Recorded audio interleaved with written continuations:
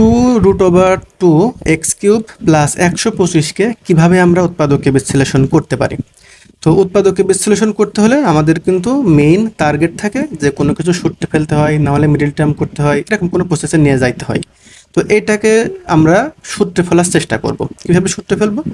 2√2কে আমরা কিন্তু চাইলে √2 তার পাওয়ার কিউব লিখতে পারি, আর এটা হচ্ছে x³। অনেকের মনে প্রশ্ন আসতে পারে যে কিভাবে করে আমরা এইটা লিখতে পারি।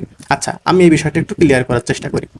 আমি √2 তার যদি কিউব করি তার মানে কি বোঝায়? √2 গুণ √2 গুণ √2।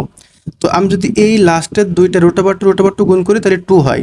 2 এর সঙ্গে √2 যদি গুণ করি তাহলে 2√2 হয়। তাহলে 2√2 মানে যা, √2 এর পাওয়ার কিউব একই জিনিস।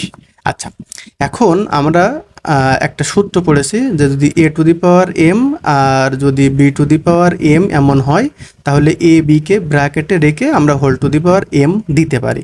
এই রুলস অনুযায়ী এইটাকে a এটাকে b যদি মনে করি, 3কে যদি আমরা m মনে করি, তাহলে √2x পাওয়ার কিন্তু আমরা কিউব লিখতেই পারি।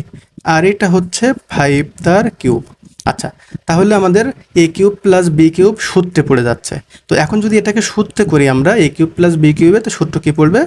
a প্লাস b, মানে এটা হচ্ছে a আর 5 হচ্ছে b। সূত্র অনুযায়ী a plus b into a square মানে √2x তার স্কোয়ার মাইনাস ab মানে হচ্ছে √2x ইন্টু 5 আর প্লাস b স্কোয়ার তার মানে 5 তার স্কোয়ার। এটাকে আমরা কি লিখতে পারি? √2x plus 5। আর এইটারে আমরা জাস্ট সরলীকরণ করে দেব। √2 এর স্কোয়ার একবার আর x এর স্কোয়ার একবার। √2 এর স্কোয়ার করলে 2 হয় আর x এর স্কোয়ার করলে x স্কোয়ার হয়। 5 এর সঙ্গে √2 সম্পর্ক গুণের, কিন্তু রুটের ভেতরের একটা টার্ম আর বাইরে শুধু 5 কখনোই গুণ হবে না, এটা 5√2 বসে যাবে। মাইনাস 5√2x, এটা করলে হয় হচ্ছে 25।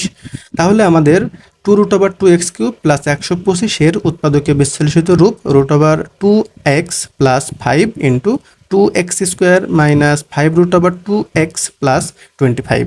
Thank you.